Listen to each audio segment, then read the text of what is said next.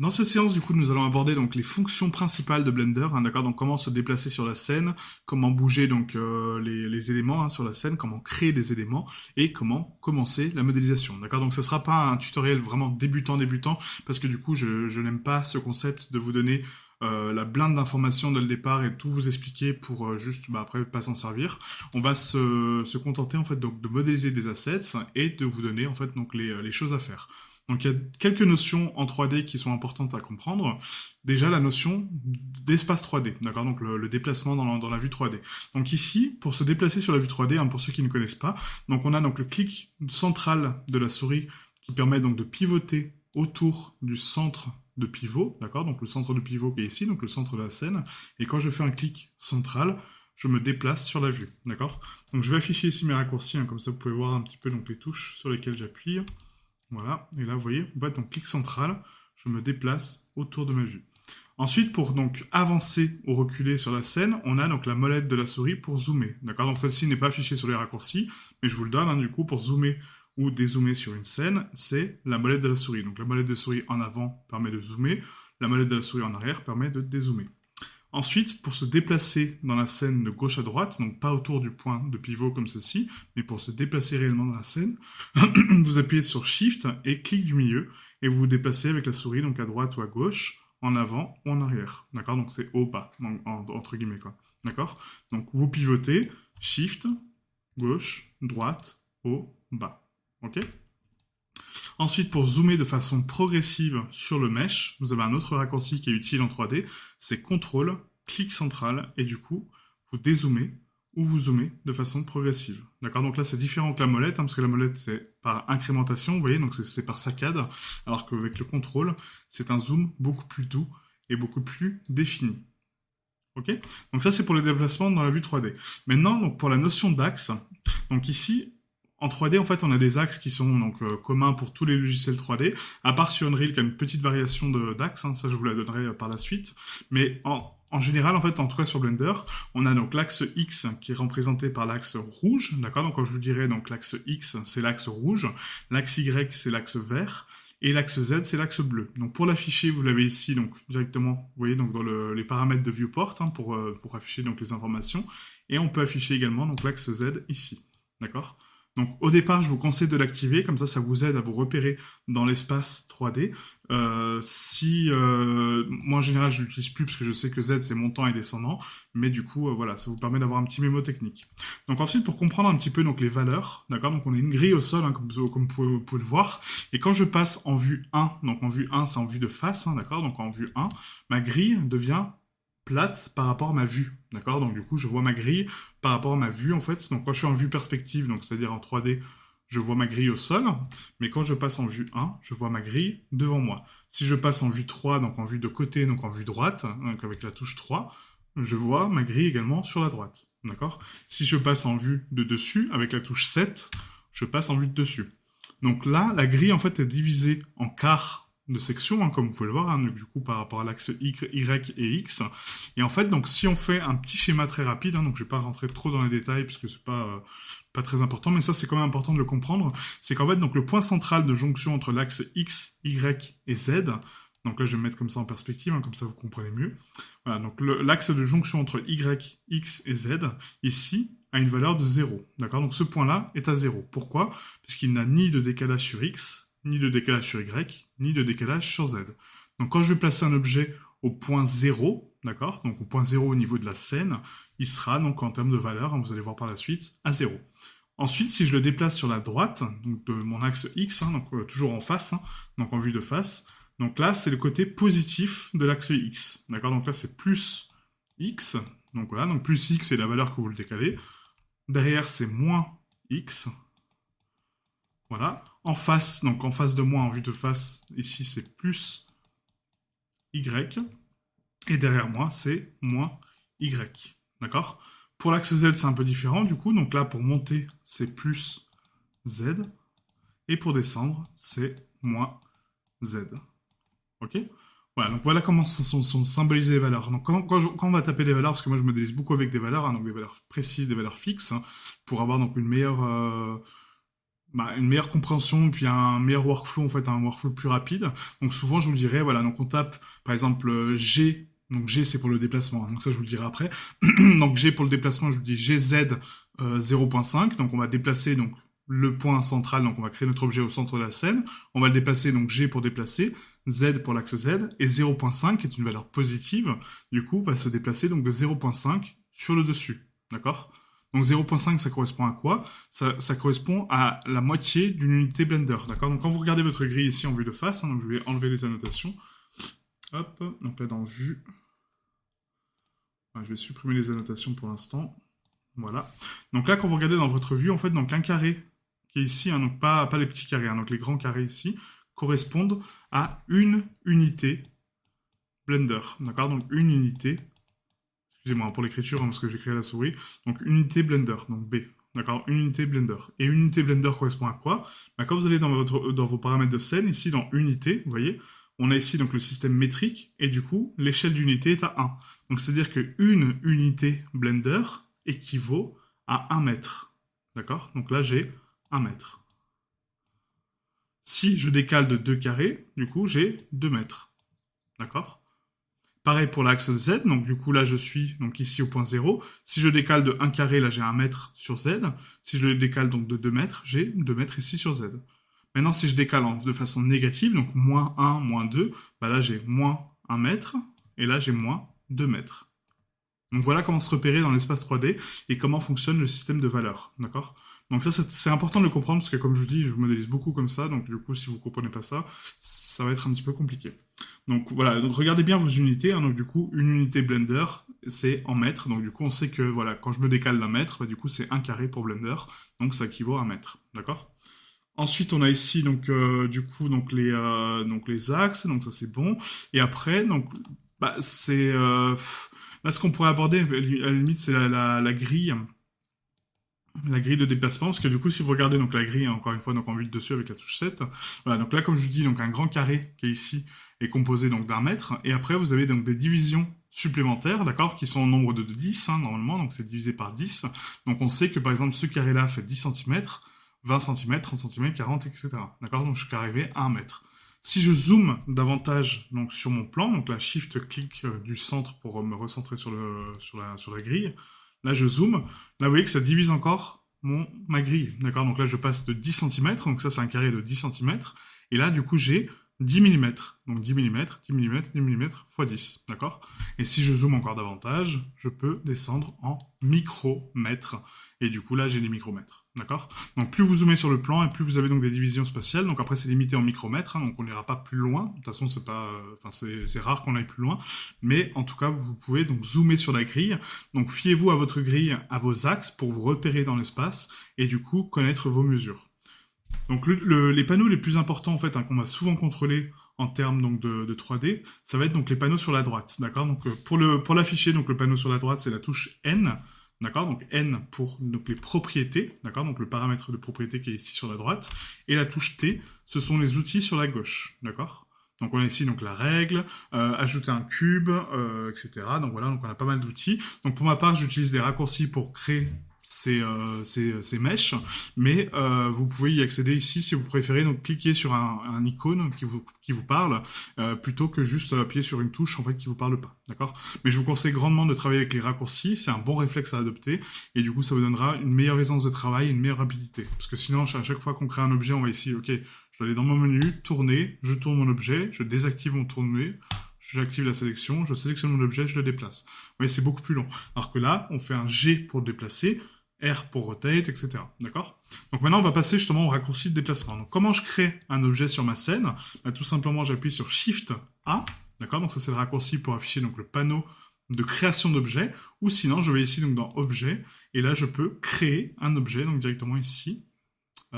C'est ajouter, excusez-moi, ajouter, donc voilà, ici donc j'ai mesh, courbe, surface, métabole, etc. Donc tous les types de mesh qu'on peut créer sur Blender. Donc je vais pas tous les détailler, hein. Nous les plus importants c'est les meshs et les courbes, les autres je les utilise très rarement, hein, vraiment, à part les armatures qu'on va voir pour les personnages, ça c'est par la suite, mais voilà, donc ça c'est les principaux. Donc mesh, courbe, on a donc armature, on a les lampes, on a les caméras, et éventuellement les images, voilà, de temps en temps qu'on importe une image de référence. Ok? C'est tout. Donc là, pour créer un nouveau mesh, donc Shift A, justement pour activer donc ce panneau ajouté, donc sur l'interface. Et du coup, vous voyez que mon panneau s'affiche donc là où est placé mon curseur. Donc ça, si c'est un point que je vais bien insister dessus, c'est que l'emplacement de votre curseur compte. D'accord? Si je suis sur mon paramètre de collection, donc ma fenêtre de collection ici, et que je fais un Shift A, vous voyez qu'en fait, bah, du coup, ça m'a déplié mes collections. Donc ça n'a pas du tout rajouté d'objet sur ma scène. Alors que si je suis ici, Shift A, bah, ça fait rien. Ici, Shift A, ça fait rien. Il faut que mon curseur soit sur l'écran que je veux contrôler. Donc ça, c'est très important parce que des fois, les gens ont tendance donc, à avoir donc, la souris, par exemple, ici, et à continuer leur modélisation. Donc, du coup, ils vont faire un G, un R, etc. Puis ils disent, bah, tiens, ça marche pas. Oui, parce que les raccourcis, même sans cliquer, hein, juste le fait de déplacer le curseur sur l'écran que vous contrôlez, va activer les raccourcis par rapport à cette interface. D'accord? Donc cet écran-là. Faut savoir que tous les écrans sont indépendants sur Blender, hein, d'accord? Toutes les fenêtres ici, je peux les changer et mettre ce que je veux à la place, d'accord? Donc là, je peux mettre, je sais pas, un éditeur d'image. Je peux mettre ici, un Geometry Node, voilà. Donc je peux vraiment changer les paramètres. Donc là, on va remettre propriété, on va remettre outliner, et là, on est bon, d'accord? Donc maintenant, pour créer un objet, donc Shift A, et là, on a donc la catégorie Mesh. Donc on a plan, cube, cercle, sphère UV, icosphère, qui est une sphère un petit peu divisée en triangles, cylindre, cône et tore. D'accord? Donc nous, on va créer un cube, donc le cube de base de Blender, hein, que tout le monde connaît. Et là, en fait, donc ce cube, vous voyez, donc il est placé donc à 0, donc sur son point d'origine, hein, donc c'est pas le cube qui est placé parfaitement au sol comme on aurait tendance à le croire, mais c'est son origine. D'accord? Donc l'origine d'un mesh, c'est quoi? C'est le petit point orange que vous voyez ici, hein, donc pas le curseur. Hein. Donc si j'enlève le curseur que je le mets là-bas, donc clic gauche pour déplacer le curseur. Hein. Clic gauche sur le côté. Donc vous voyez, si je regarde mon petit point orange ici, bah, je vois que du coup, ça c'est mon point d'origine. D'accord? Donc c'est le centre de mon objet. Donc si je crée différents objets ici, donc par exemple on va créer donc maintenant Shift A, une sphère UV, voilà. Je décale mon curseur encore une fois. Vous voyez qu'en fait, donc déjà le curseur contrôle l'emplacement de création de votre mesh. D'accord? Donc si je clique là et que je veux créer une sphère UV là-bas, bah, je crée une sphère UV là-bas. Je clique ici, je veux créer un cylindre ici. Ok? Donc le curseur contrôle la position des meshs. Et après, pour sélectionner un mesh en actif, d'accord, pour voir son origine et pour l'activer, c'est le clic droit. D'accord? Donc on appuie sur clic droit et du coup, on voit que le mesh est sélectionné. Donc là, encore une fois, c'est mes propres préférences en termes de raccourcis. Hein. Donc ici, quand je vais dans raccourci, je suis bien sûr Blender 27, d'accord? Donc la 2.7. Donc très important, du coup, de passer sur ce mode-là, hein, parce que pour vous, je pense que là, vous avez eu un petit souci, du coup, ça n'a pas marché avec le clic droit et le clic gauche. C'est qu'en fait, donc les raccourcis de Blender, en fait, standard, en fait, pour moi, sont moins intuitifs que la version 2.7 parce que du coup, donc là, par exemple, le déplacement du curseur, en fait, il faut faire, je crois, CTRL, clic pour le déplacer. On va tester tout de suite, hein, d'ailleurs. Mais je crois que c'est ça, hein, c'est CTRL, clic pour déplacer donc le curseur, en fait, hein, ici. Même pas, c'est Alt, non, je sais même pas. Voilà, c'est Shift, clic droit, voilà, pour déplacer le curseur. Donc c'est beaucoup moins intuitif pour moi, et la sélection est avec le clic gauche. Donc vous allez dire, oui, bah, c'est standard une sélection avec un clic gauche, mais pour moi, ça me gêne parce que du coup, j'ai toujours été habitué avec une sélection sur Blender avec clic droit. Donc, je pense que je vais vous retranscrire ma méthode plutôt que me réadapter au nouveau raccourci. Ça sera plus simple pour moi et pour vous, je pense, en termes de compréhension. Parce que là, vous voyez, mon clic droit, en fait, hein, quand j'appuie sur clic droit, ça m'affiche un menu supplémentaire. Alors que dans mon mode à moi, du coup, donc le mode 27, hein, je ne l'ai pas changé, hein, il est par défaut. Le clic droit est la sélection et le clic gauche déplace mon curseur. Vous voyez, c'est un petit peu plus intuitif pour moi. Voilà, après c'est un choix personnel. Hein. Si vous êtes habitué au raccourci de la 2.8, allez-y. Mais pour ma part, c'est beaucoup plus simple comme ça. Ok? Donc maintenant, quand on sélectionne un objet en actif, on voit que du coup, mon origine, vous voyez en fait, donc est ici. D'accord? Donc l'origine du mesh est toujours au centre de masse de mon objet. Donc ça c'est très important parce que du coup donc l'origine va définir donc le point d'ancrage, d'accord, donc le centre de mon mesh, donc l'origine. Donc là, si par exemple maintenant j'active donc la fonction scale pour augmenter la taille de mon mesh avec S, j'augmente ma taille de mesh, vous voyez, et du coup je l'augmente par rapport à quoi? Par rapport à mon point d'origine. Donc c'est-à-dire qu'elle va se centrer depuis son centre et elle va augmenter ou réduire en fonction de ma souris. D'accord? Donc S c'est pour activer donc la fonction de scale, d'accord, donc d'échelle. Voilà. Ok, donc ça, pareil sur tous les objets, hein, donc S pour scale, et du coup, voilà, on augmente ou on réduit donc la taille des éléments. Ensuite, si je veux tourner donc mon cube, pareil, toujours par rapport au point d'origine, donc là on va supprimer donc les icosphères, enfin les sphères UV, pardon. On va sélectionner que mon cube, et là je veux tourner mon cube. Bah, j'appuie sur la touche R pour rotate, d'accord? Donc R pour rotate. Et là, je peux tourner mon mesh, d'accord? Donc là, on le tourne par rapport à notre vue, d'accord? Donc très important, hein, donc la vue sur laquelle on est contrôle l'axe de rotation. Donc là, si je me décale ici, et que je fais une rotation, vous voyez qu'en fait mon cube part dans l'autre sens. Si je me mets en vue de dessus, il tourne sur quasiment lui-même. Si je me mets en vue de 7, parfaitement en vue de dessus, je fais un rotate, là il tourne uniquement sur l'axe Z. D'accord? Donc c'est la vue qui contrôle vos axes de rotation. Si par contre moi je suis en perspective et que du coup je veux bloquer un axe bien spécifique, je veux dire ok, là je veux tourner mon cube mais uniquement sur Y, d'accord? Donc je vais lui donner une rotation de 45 degrés pour faire un petit losange. Bah, comment je fais? J'appuie sur R, d'accord, pour rotate, sauf que là je tourne sur ma vue. Donc comment je fais pour bloquer un axe? Bah, j'appuie sur les touches X, Y ou Z qui correspondent aux axes que je viens de vous donner, d'accord? Donc l'axe X, l'axe rouge, l'axe Y, l'axe vert, et l'axe Z, l'axe bleu. Donc là, je bloque l'axe Y, donc j'appuie sur Y, d'accord? Donc j'active ma rotation, hein, donc R, ok, j'active mon axe Y, et là, je tourne que autour de l'axe Y, d'accord? Voilà. Et là, si je veux donner donc un angle bien précis, je tape une valeur numérique. Donc là, je sais que mon cube, quand il est créé, il est à 0. Donc si je fais un R, Y, et que je tape 45, il va tourner à 45 degrés de façon positive, donc vers la droite. N'oubliez pas, côté positif sur X, c'est plus, moins, là c'est moins, là c'est plus sur sur Z, pardon, et là c'est moins sur Z. D'accord? Donc quand je tourne en R, Y, donc je bloque l'axe Y, il va tourner sur quoi? Il va tourner sur la droite ou la gauche, hein, parce que mon axe Y, il est face à moi. Et du coup, si je fais 45, donc il va tourner à droite. Si je fais moins 45, il va tourner à gauche. Donc là, c'est ce qu'on va faire tout de suite. Donc CTRL Z pour annuler donc, la manip. Hein. CTRL Z, c'est l'annulation, hein, comme tous les logiciels. Donc R, Y, d'accord? Donc je bloque l'axe Y, moins 45. Et là, je tourne à gauche, vous voyez? Parce que j'ai tapé moins 45. Et là, entrée pour valider ma nouvelle rotation. Donc là, maintenant, le panneau de contrôle que je voulais vous aborder, donc ici, vous voyez, me permet de voir donc, ma rotation actuelle, donc sur Y. Donc soit je la fais manuellement, soit je peux la changer directement sur ce panneau. Là, je me dis, bah non, finalement, la rotation à moins 45, c'est pas ce que je voulais. Je fais une rotation à moins 75, bah, je tape moins 75, entrée, et mon cube va se tourner sur l'axe Y à moins 75. Voilà, donc soit je tape les valeurs, soit je les rentre de façon numérique sur ma scène, en fait, en bloquant les axes et en tapant la valeur concrète. D'accord? Donc on va souvent passer entre le panneau ici ou la vue 3D pour mettre des valeurs bien précises ou pour contrôler nos valeurs, d'accord? Mais du coup, ça, vous le verrez quand on va commencer la modélisation. Donc ça, c'est le point que je voulais aborder avec vous. Ensuite, pour éditer un mesh. Comment je fais pour éditer un mesh, justement, donc pour le transformer? Parce que là, actuellement, je peux juste donc le scale, le rotate. Si je veux le bouger, donc c'est oui, pour le bouger, donc c'est la touche G. D'accord, donc G pour activer le déplacement. Donc là, je déplace mon cube dans la scène 3D. Encore une fois, si je bloque un axe, je veux le déplacer uniquement sur X. J'appuie sur X, donc G, X. Et là, je le déplace droite, gauche. Si je tape une valeur, je tape 1 mètre, il va se décaler d'1 mètre. D'accord, donc encore une fois, le point d'origine détermine là le déplacement. Rappelez-vous qu'un cube, donc un carré de Blender, d'accord, correspond à 1 mètre. Donc là, j'ai fait un GX 1 mètre, donc je l'ai décalé d'1 mètre. Et là, vous voyez, mon point d'origine, il est parfaitement centré par rapport à cette ligne-là. Donc il s'est décalé, mon origine, de 1 mètre. C'est pas mon cube complet qui se décale d'1 mètre, c'est mon origine qui se déplace d'1 mètre. Donc ça, c'est très important de comprendre. Voilà, donc ça, c'est pour le déplacement. Donc on a GX, hein, donc pour l'axe X, GY pour l'axe Y, et GZ pour l'axe Z. D'accord? Ensuite, pour justement donc, modifier mon mesh, donc comment je fais? Donc là, j'appuie sur la touche tabulation, d'accord, donc la touche tab, et quand j'appuie sur la touche tab, vous voyez qu'en fait, ça va me changer en fait quelque chose hein, sur l'interface, on a vu que ça a changé, vous voyez, tab, là je passe en mode objet, d'accord, donc là je suis en mode objet, et quand j'appuie sur tab, je passe en mode édition.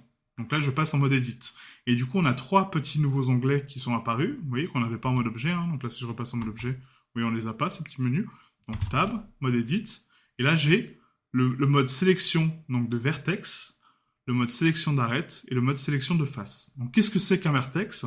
Un vertex, c'est un point dans un espace 3D, hein, d'accord, donc un point qui est placé donc, sur l'espace 3D et qui du coup est représenté par un tout petit point qui est ici, d'accord, donc ça c'est le mode vertex. Donc un vertex, je peux le prendre, le déplacer, le tourner, non parce que du coup il a un axe qui est fixe, hein, du coup, donc on peut pas le tourner parce que du coup c'est un point. Et je peux, par contre, pas le scale non plus, d'accord? Donc je peux uniquement déplacer un vertex, d'accord? Donc G pour déplacer un vertex. Ensuite, si je prends donc deux vertex, là je crée une connexion de vertex, et là je peux déplacer deux vertex, d'accord? Donc pour sélectionner donc plusieurs vertex à la fois, je clique sur mon vertex, donc le premier, j'appuie sur Shift, et je clique sur le deuxième pour le sélectionner d'affilée, d'accord? Donc là G, hop, et je me déplace. Si je veux sélectionner donc 4 vertex, donc je reste appuyé sur Shift, je fais un clic droit, et là, je sélectionne les 4 vertex ensemble. Ok?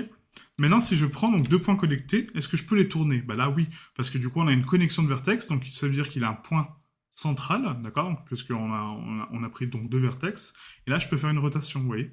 Là, je peux tourner. J'active avec R, vous voyez, d'un coup, la fonction de rotation. Là, je peux la tourner.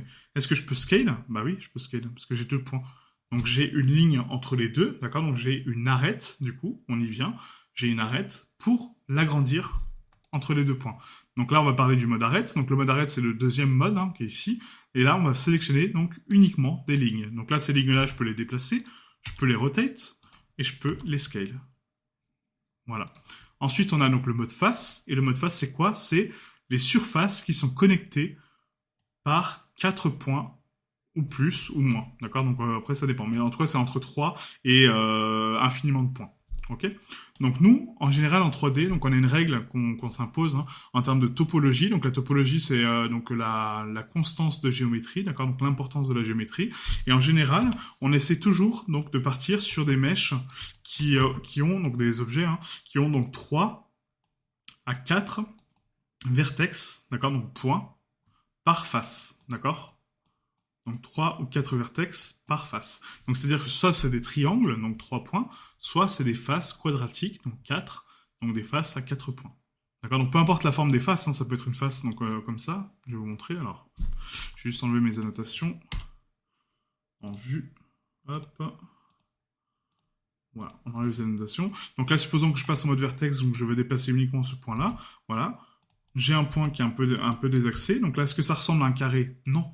C'est un triangle, d'accord? Mais, par contre, j'ai bien 4 points, donc ça reste une face quadratique, même si ce n'est pas un carré, d'accord? Donc ça reste une face quadratique, donc avec 4 vertex. On a 4 vertex, 4 points qui font partie de cette géométrie. D'accord? Donc ça, c'est le mode face. Et le mode face, du coup, vous permet donc de prendre la face, donc de la déplacer, de la tourner également, et de la scale également. D'accord? Donc le seul mode qui ne permet pas de rotation et de scale, c'est le mode vertex individuel, mais si vous en prenez plusieurs, on peut scale, on peut rotate, on peut faire ce qu'on veut. Mais par contre, un seul point, non. Parce que le point, il est juste seul, et puis du coup, il n'a pas de connexion. D'accord? Voilà, donc là, c'est pour les déplacements et du coup, la modélisation. Donc, c'est important de connaître ça, du coup, donc les notions de base pour Blender, pour comprendre un petit peu donc comment on va travailler, comment va fonctionner un petit peu donc la modélisation en général.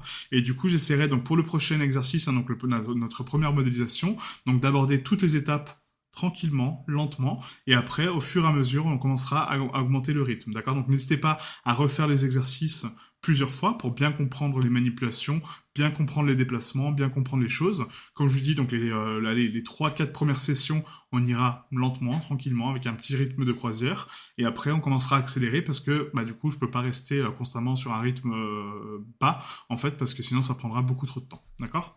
Donc, mais en tout cas, voilà. Donc, le but, c'est vraiment. Donc, n'hésitez pas à poser vos questions sur le Discord, à regarder les vidéos sur YouTube. Il y en a énormément qui vous apprendront donc justement à mieux vous déplacer, à mieux modéliser.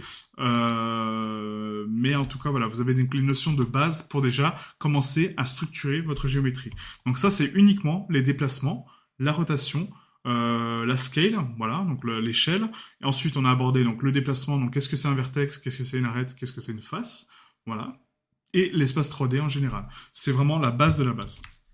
D'accord? Donc je vais laisser mon axe Z pour l'instant, comme vous. Je vous conseille de le laisser activer, comme ça vous permet d'avoir un repère. Et puis on va passer donc à la prochaine session pour commencer nos modélisations d'assets tranquillement.